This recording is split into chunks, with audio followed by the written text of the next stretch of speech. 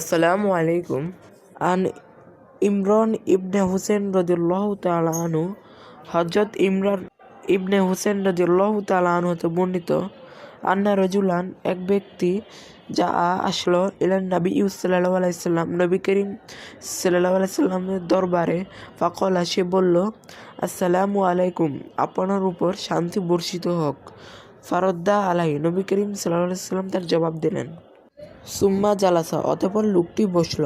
ফাকলান নবী সাল্লাল্লাহু আলাইহি সাল্লাম, অতঃপর নবী করিম সাল্লাল্লাহু আলাইহি সাল্লাম বললেন, আশরুন, তার জন্য 10টি নেকি।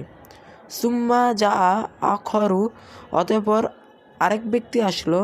ফকলা, এবং বলল, আসসালামু আলাইকুম রহমতুল্লাহ, আপনার উপর সালাম এবং আল্লাহর রহমত। ফারদ্দা আলাহি, রাসূল সাল্লাল্লাহু আলাইহি সাল্লাম তার জবাব দিলেন। ফাজালাসা, অতঃপর সে বসল।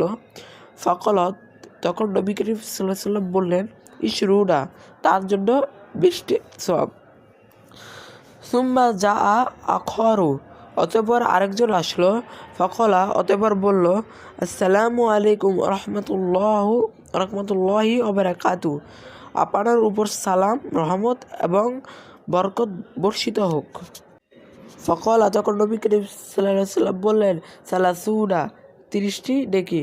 রাওয়াহু তিরমিজি ও আবু দাউদ।